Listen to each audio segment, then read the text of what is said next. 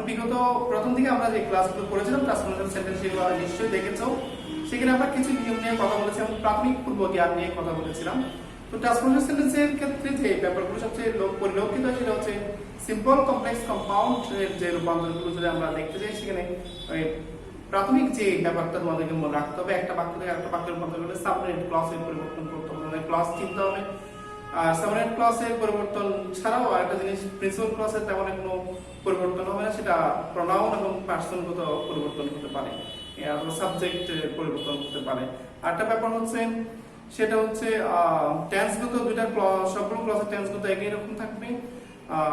আর transformation সেন্টেন্সের যে মৌলিক বিষয়টি সেটা হচ্ছে বাক্যের কাঠামোগত পরিবর্তন হতে পারে, কিন্তু অর্থগত কোনো পরিবর্তন হবে না। তাহলে আমরা আজকে বোর্ডে প্রদত্ত প্রশ্নগুলো সলভ করব, সেখান থেকে কিছু জিনিস শেখার চেষ্টা করবো। আরেকটা জিনিস পরিলক্ষিত হচ্ছে, অনেক সময় দেখা যায় যে আমরা যে নেমগুলো, প্রথাগত যে নেমগুলো শিখছি, যেটা মাধ্যমে পরিবর্তন করতে হয়, সে প্রথাগত নিয়মের বাইরেও ট্রান্সফরমেশন সেন্টেন্স পরিবর্তন করতে হয়, তখন আক্কেল জ্ঞান খরচ করে ট্রান্সফরমেশন সেন্টেন্সের পরিবর্তন করাতে হয়। তাহলে আমরা বোর্ডে গিয়ে দেখি, বোর্ড থেকে শেখার চেষ্টা করি। আজকে আমরা আপনাদের সাথে অনেকগুলো প্রশ্ন নিয়ে আলোচনা করব। তাহলে দেখো শিক্ষার্থীরা, প্রথম প্রশ্নটা আমরা দেখতে পাচ্ছি, সেখানে দেখা আছে রিফিউজি ক্রাইসিস। রিফিউজি ক্রাইসিস মানে হচ্ছে তোমার শরণার্থী সংকট। একটা দেশ থেকে আরেকটা দেশে যখন গৃহহীন হয়ে পালিয়ে আসে, আশ্রয় গ্রহণ করে। 1971 সালে বাংলাদেশ ভারতে গিয়ে আশ্রয় নিয়েছিল। এখন মায়ানমার থেকে রোহিঙ্গা জনগোষ্ঠীরা এসে আশ্রয় গ্রহণ করেছে, তাদেরকে আমরা রিফিউজি বলতে পারি। কথা যে refugee crisis has become a common affair. এই রিফিউজি ক্রাইসিসটা হচ্ছে, অর্থাৎ শরণার্থী সংকট হচ্ছে একটা সাধারণ বিষয় থ্রুআউট দ্য ওয়ার্ল্ড, সমগ্র বিশ্ব জুড়ে। আমাদের কমপ্লেক্স বাক্য গঠন করতে হবে। তাহলে এখানে যেটা আসলে মৌলিক বিষয় সেটা হচ্ছে অ্যাডজেক্টিভ প্লাস নাউন। অ্যাফেয়ারটা এখানে নাউন হিসেবে বিষয়, কমন প্লাস অ্যাডজেক্টিভ, এই দুটো অংশকে আমরা বিশ্লেষণ করে কমপ্লেক্স বাক্য গঠন করব। তাহলে আমরা এটা করতে পারি। রিফিউজি ক্রাইসিসকে আমরা লিখতে পারি, এটা একটা অর্থগত পরিবর্তন না করে রিফিউজি ক্রাইসিস। তাহলে রিফিউজি ক্রাইসিস একটা কমন বিষয়, এটাকে আমরা বলবো। এখানে বাউন্ড হওয়ার কারণে এন্ড হয়ে যাবে, প্রেজেন্ট লিমিট হওয়ার কারণে ইজ হবে। ইজ অ্যান অ্যাফেয়ার, এটা একটা বিষয়, ডবল এফ আয়ার, হুইচ যাহা, W H S S, which এটার জন্য অ্যাফেয়ার যেটা আমরা এখানে হুইচ এনেছি, হ্যাজ বিকাম হয়েছে, common COMM1 common throughout the world, THROUGHOUT throughout the world. তাহলে আমরা এক নজর প্রশ্নটা আবার দেখি, আনসার থেকে শুরু করে। Refugee crisis has become a common affair throughout the world. এটা একটা সিম্পল বাক্য, এটাকে আমরা যখন কমপ্লেক্সে রূপান্তর করেছি, এখানে refugee crisis is an affair, এটা একটা বিষয়, হুইচ যাহা এনেছি, অর্থাৎ নাউন প্লাস অ্যাডজেক্টিভ অংশটাকে আমরা বিশ্লেষণ ভেঙেছি, দুটো অংশ বানিয়েছি, which has become a common throughout the world, যাহা সমগ্র বিশ্বব্যাপী এটা সাধারণ বিষয়। দ্বিতীয় নম্বর প্রশ্নে চলে আসে আমরা। এটা প্রথাগত প্রশ্ন হলে এটা হচ্ছে superlative degree. One of the, অনেকগুলোর মধ্যে একটি বোঝালে ওয়ান অফ দা ব্যবহৃত হয়। তাহলে ওয়ান অফ দার ক্ষেত্রে আমরা যখন পজিটিভ চিন্তা করবো, তখন বেনিফিট সাহায্য নিতে হবে। এটা আমরা দুই উপায়ে করতে পারি। এখানে দেখা যাচ্ছে it is one of the biggest problems, এটা একটা বড় সমস্যা modern civilization has ever faced. একটা অংশ সংযুক্তি ঘটেছে, এই সংযুক্ত অংশটাকে আমাদের সাথে এর সাথে মিলাতে হবে। তাহলে ভেরি ফিউ, এখানে আমি বলেছি ওয়ান অফ দ্য থাকলে ভেরি ফিউ আসে, প্লুরাল নাউন বসবে। তাহলে এখানে আমরা বসাতে পারি ভেরি ফিউ। এটা আমরা দুই ভাবে করব, very few problems, PROBLEM problems. তাহলে এটা প্লুরালের সাথে প্লুরাল ভার্ব আসবে, as very few problems। এখানে একটা ব্যাপার আছে, আমরা কম্পাউন্ড সাবজেক্ট এখানে ঢুকিয়ে দিতে পারবো। very few problems modern, MODER, modern civilization has ever faced অংশটা আমরা এখানে ঢুকে দিই কনফিউজ হওয়ার জন্য বা শিক্ষার্থীদের একটু পরীক্ষা করার জন্য এই ধরনের বাক্য তৈরি করা হয়। মূল নিয়মটা কি আছে, ভেরি ফিউর পরে প্লুরাল নাউন আসবে, এরপরে এখানে আমরা প্লুরাল ভার্ব বসাবো আর এস বিগ অ্যাজ ইট, এটা অংশ গেল। একটা আরেকটাও করতে পারি আমরা, সেটা হচ্ছে যে যদি আমরা মডার্ন সিভিলাইজেশন থেকে আগে নিয়ে আসি, তাহলে modern civilization has ever faced problems, very few problems as big as it. এইভাবে আমরা করতে পারি। দ্বিতীয় নাম্বার স্টাইল হচ্ছে যে মডার্ন সিভিলাইজেশন, আমরা সাবজেক্টটাকে কম্পাউন্ড সাবজেক্ট লাইজেশন হ্যাজ, এটা একটা বাক্য হলো, এটা একটা কম্পাউন্ড সাবজেক্ট হিসেবে এখানে কাজ করছে। Has ever faced, has ever faced very few problems as big, very few problems as big as it, এবং এটা আনসার করা যায়। আমরা এটা দুইভাবে আনসার করেছি। দ্বিতীয় নাম্বার বাক্যটি দেখলাম, তৃতীয় নাম্বারটা শেষে আমরা তৃতীয় নাম্বারে চলে যাই। The reason behind displacement of people, এই লোকজনের ছড়িয়ে ছিটিয়ে যাওয়া, একজন থেকে স্থানচ্যুত হওয়া, প্লেসমেন্ট থেকে নিজের জায়গা থেকে সরে যাওয়া, মে ভ্যারি, পার্থক্য করে এক একটা দেশে এক একটা কারণে লোকজনকে তাড়িয়ে দিতে পারে। ধর্মীয় কারণে তাড়িয়ে দিতে পারে, অথবা সম্পদ আহরণের লোভে, ক্ষুদ্র নৃগোষ্ঠীদের সম্পদ আহরণের লোভে তাদেরকে তাড়িয়ে দিতে পারে, যেটা মায়ানমারে ঘটছে, অন্য কোনো জায়গায় ঘুরতে পারে এরকম টাইপের। তাহলে এখানে আমরা লিখবো, এটা অর্থকে চেঞ্জ করা যাবে না, এখানে যেটা লিখবো সেটা হচ্ছে দ্য রিজন বিহাইন্ড, সবগুলো ঠিক রাখতে হবে, অর্থগত পরিবর্তন করা যাবে না। Behind this placement may not same, এক এক জায়গায় একটা কারণ হতে পারে, কোনো কোনো জায়গায় ধর্মীয় কারণে, কোনো কোনো জায়গায় সম্পদের কারণে, বিভিন্ন কারণে পৃথিবীর শুরু থেকেই এরকম হয়ে আসছে। তবে এরপর একটা চলে আসলে there are many conflicting areas in different countries. তাহলে এখানে ঠিক আগের স্টাইলের মতো একটাকে এই দুটো অংশ থেকে আমরা দুইটা বাক্য তৈরি করতে পারি। ইন ডিফারেন্ট কান্ট্রিজ থেকে আমরা আগে নিয়ে আসবো, এই অংশটাকে আমরা আগে নিয়ে আসবো।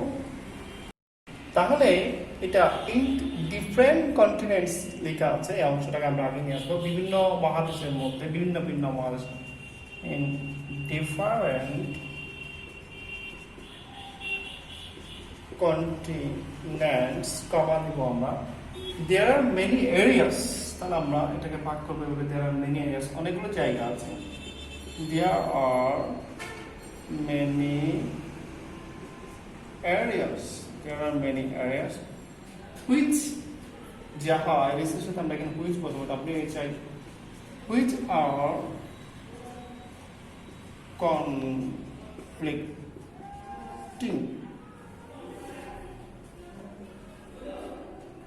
in different countries. There are many areas which are conflicting. এরপরে অংশে আমরা চলে আসবো, সি নাম্বার অংশে আমরা কাজ করবো। এখানে ডিফারেন্ট কান্ট্রিজ, ভিন্ন দেশ, রেসপন্ড টু দিস ক্রাইসিস, এটাকে সাড়া দেয় যখন দে প্লিজ, তারা সন্তুষ্ট হয়। তাহলে এটাকে আমরা সিম্পলে পরিণত করতে হবে। এস এখানে যখন অর্থে পরিণত হচ্ছে, আমরা যতটুকু পর্যন্ত লিখে এসটাকে এখানে তাড়িয়ে দিই, অ্যাকর্ডিং টু দেয়ার প্লিজ লিখতে পারি আমরা। আমরা এগুলো লিখবো ডিফারেন্ট, অনেক সময় এখানে কি ঘটবে, আক্কেল জ্ঞান খরচ করে আনসার করতে হবে। Different countries respond to this crisis according to their please, please. তাহলে এখানে অ্যাকর্ডিং টুটা আমাদের নিজের আক্কেল জ্ঞান খরচ করে লিখতে হয়েছে। পরের অংশটা হচ্ছে অনলি দেওয়া আছে, এখানে সংখ্যা বোঝাচ্ছে ফিউ অফ দেম। তাহলে আমরা নট মোর দেন, অনলি পরিবর্তে নট মোর দেন হলে এটা হয়ে যায় few of them respond to the call of humanity. খুব কম মানুষই, কম পিপল আছে যারা, তাদের প্রতি কল অফ হিউম্যানিটি, মানবতার প্রতি সাড়া দেয়। আমাদের মাননীয় প্রধানমন্ত্রী রোহিঙ্গাদেরকে আশ্রয় দিয়ে যে মানবতা দেখিয়েছেন সেটা বিরল। Not more than few of them respond to the call of humanity. I mean, not more than a few of them respond to the call of humanity. আমরা লিখেছি এখানে GHI নিয়ে আমরা আলোচনা করব। এক নজরে আমরা প্রত্যেকের প্রশ্নগুলো দেখে নিই আনসার সহ, তাহলে আমাদের বুঝতে সহজ হবে। তোমরা দেখতে পাচ্ছ এখানে 1 নম্বর প্রশ্ন তোমরা ভালো করে খেয়াল করো। আমরা আসলে এখানে যে নিয়মটা অ্যাপ্লাই করা হয়েছে অ্যাডজেক্টিভ এবং নাউন দুটো অংশকে ভাগ করে আমরা মিক্স বসিয়েছি এবং আমাদের অর্থগতভাবে আমরা মিলিয়েছি এটা। দ্বিতীয় নম্বরে ওয়ান অফ দ্য বেনিফিট আমরা এখানে কম্পাউন্ড সাবজেক্টকে ঢুকানো হয়েছে, মডার্ন সিভিলাইজেশন এভার প্রেজড। তৃতীয় নম্বরটা একদম ইজি, ভেরি ডিফারেন্ট অর্থ অর্থাৎ অ্যান্টোনিমস ব্যবহার করেছি আমরা, ভিন্নতা প্রকাশ করে, সেম নট সেম একই রকম না। চতুর্থটাও আমরা ঠিক একই প্রশ্ন আসলে এখানে বিশেষ করে পাক খেয়েছে। নাউন আর অ্যাডজেক্টিভ প্রশ্নটা আজকে আমরা বেশি দেখতে পাচ্ছি এখানে, এই নিয়মটা আমরা শিখে নিই। নাউন দিয়ে একটা অংশ তৈরি করতে হয়, অ্যাডজেক্টিভ দিয়ে একটা বস্তুগত হলে হুইচ, আর প্রাণীবাচক বা মানুষ হলে হু দিয়ে হয়। এরপর একটা নিয়ম একটু ব্যর্থ করেছে আমাদের আক্কেল জ্ঞান খরচ করে অ্যাকর্ডিং টু আনতে হয়েছে। আর একটু অনলি সংখ্যাবাচকের ক্ষেত্রে নট মোর আমরা লিখতে পারি, এটাই হচ্ছে ব্যাপার। আমরা পরে GHI নিয়ে আলোচনা করব। এখানে যে নাম্বার কোয়েশ্চেন আমরা দেখতে পাচ্ছি, Bangladesh has set a very praiseworthy example. Bangladesh একটি প্রশংসাযোগ্য উদাহরণ সৃষ্টি করে আছেন, কারণ রিফিউজিদেরকে আশ্রয় প্রদান করার মধ্য দিয়ে এটাকে আমাদেরকে এক্সক্লেমেটরি বিস্ময়সূচক বাক্য গঠন করতে হবে। আমরা জানি যখন থাকবে তখন ওয়ার্ড দিয়ে আমাদেরকে এক্সক্লেমেটরি সেন্টেন্স শুরু করতে হবে। তাহলে এখানে এই ক্ষেত্রে দেখা যাবে প্রথমে আমরা ওয়ার্ড দিলাম WHA, ওয়ার্ড বেরি চলে যাবে, praise PRAISEWOR, praiseworthy example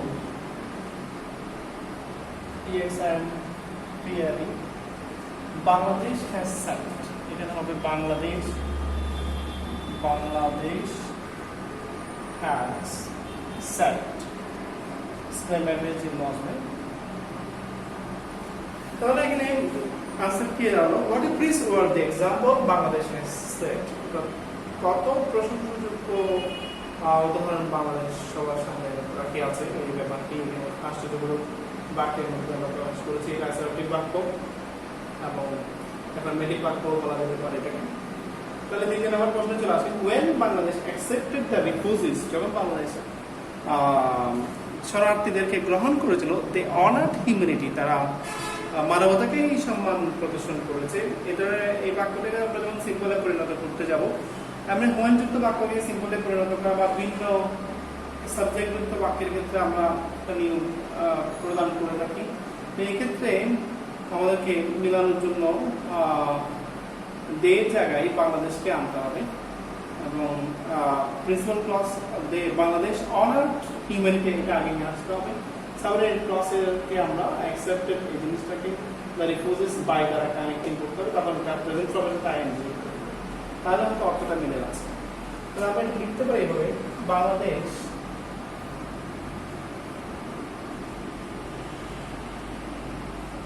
honored, HONRD, honored humanity। আমি ক্লাস শুরু করার আগেও বলেছিলাম প্রথাগত নিয়মের বাইরে অনেক সময় কাজ করতে হয় এবং সেন্স বুঝে বাক্যের সেন্স বুঝে সেটা তৈরি করতে হয়। তাহলে এখানে আমরা ওয়েন চলে যাবে, বাই আসবে, এটা প্রেজেন্ট ফর্ম হয়ে যাবে, প্রিপোজিশনের পরে পারফেক্ট প্রেজেন্ট ফর্ম বসে আইএনজি যুক্ত হয়, পারফেক্ট প্রেজেন্ট ফর্মের সাথে আইএনজি যুক্ত করতে হয়।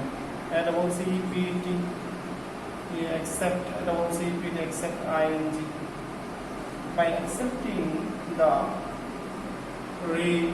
refugees, শরণার্থীদের গ্রহণ করে। তাহলে এটা আমরা সিম্বলে রূপান্তর করতে পেরেছি, বাংলাদেশ মানবতাকে সম্মান দেখানো শরণার্থীদের গ্রহণ করে।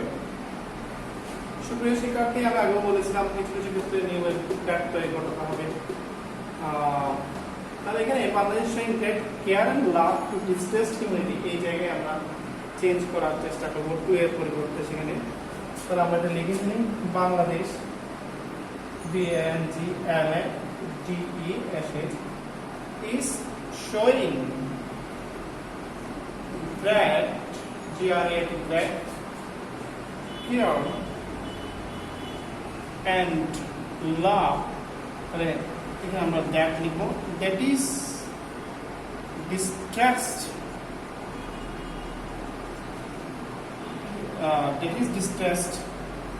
humanity।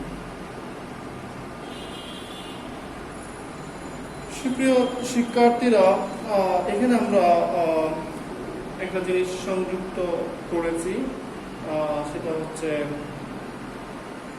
এটা এইভাবে করা যায়, না হলে ওখানে হিউম্যানিটিটাকে আমরা আগে সম্পৃক্ত করে দিতে পারি। হিউম্যানিটি এখানে নয়, আসলে হিউম্যানিটিটাকে আগে সম্পৃক্ত করলে এখানে এভাবে চলে আসতে পারে, love to humanity, love to humanity. এখন মনে হয় সুন্দর দেখাচ্ছে। তাহলে আমরা একটু পড়ে দেখি আমাদের প্রশ্নটা মিলছে কিনা। Bangladesh showing great care and love to humanity, Bangladesh ভালোবাসা এবং তোমার যত্ন প্রদর্শন করেছে মানবতার প্রতি। দ্যাট ইজ ডিস্ট্রেসড, যা হচ্ছে খুব যা ছিল খুবই বিপর্যস্ত, ডিস্ট্রেসড নিশ্চয় শিক্ষার্থীরা। আমরা একটা জানা করে the world should learn from Bangladesh, এই অ্যাফার্মেটিভ একটা বাক্য দেখতে পাচ্ছি এখানে। এই ধরনের বাক্য, যে সকল বাক্যকে আমরা নেগেটিভ অর্থাৎ নাবোধক রূপান্তর করতে পারবো না, সেক্ষেত্রে আমাদেরকে ইন্টারগেটিভ নেগেটিভ একসাথে করে দিয়ে এটাকে নেগেটিভ বাক্যে রূপান্তর করতে হবে, এটা একটা নিয়ম। তাহলে সেই ক্ষেত্রে এখানে শুডন্ট আগে আসবে অর্থ মেলানোর জন্য। শুডন্ট নেগেটিভ করলে এটাকে ইন্টারগেটিভ করে দিতে হবে। Shouldn't the world learn, L-E-A-R, learn from Bangladesh।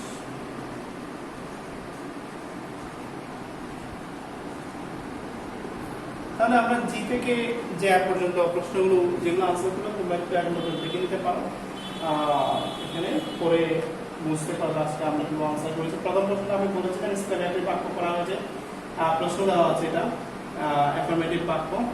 দ্বিতীয় প্রশ্নটি হচ্ছে প্রথম অংশটা কমপ্লেক্স সেন্টেন্স দেওয়া আছে, এটা আমরা সিম্পল রূপান্তর করেছি এবং আমি বলেছি এই ক্ষেত্রে কিছু ব্যাপারটা ঘটে চাহিদা অনুযায়ী আক্কেল জ্ঞান থাকে এবং সিম্পল রূপান্তর করতে হবে। দ্বিতীয় বাক্য আমরা ঠিক আক্কেল জ্ঞান করতে হয়েছে এবং কমপ্লেক্স করে রূপান্তর করেছি, এটা সিম্পল ছিল। আমার তৃতীয় বাক্যটা অ্যাফার্মেটিভ বাক্য বা অ্যাসার্টিভ বাক্য বলতে পারি, এটাকে আমরা নেগেটিভ করার সময় ইন্টারগেটিভ বাক্যে ইন্টারগেটিভ বাক্যে রূপান্তর করে দিতে হয়েছে, যেহেতু সরাসরি এটা নাবোধক বা অপোজিট কোনো শব্দ খুঁজে পাওয়া যাচ্ছিল না।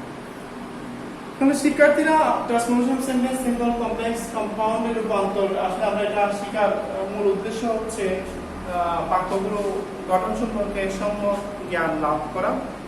আমরা আজকে ক্লাস শেষে তোমাদেরকে একটা এক্সারসাইজ প্রদান করবো, তোমরা সেটা চর্চা করবে এবং তোমাদের যে আগের ক্লাসেও আমি বিভিন্ন এপিসোডে যে এক্সারসাইজগুলো দিয়েছি সেই ক্লাসগুলো নিয়ে একটা রিভিউ ক্লাস নেওয়া হবে। তোমরা এই ক্লাসে থেকে উপকৃত হওয়ার চেষ্টা করবে এবং এই ক্লাসটা সবাইকে শেয়ার করবে, ভিডিও শেয়ার করে আমাদের সাথে কানেক্ট করার থাকার চেষ্টা করবে। সকলের সুস্বাস্থ্য কামনা করে আজকে ক্লাস এখানে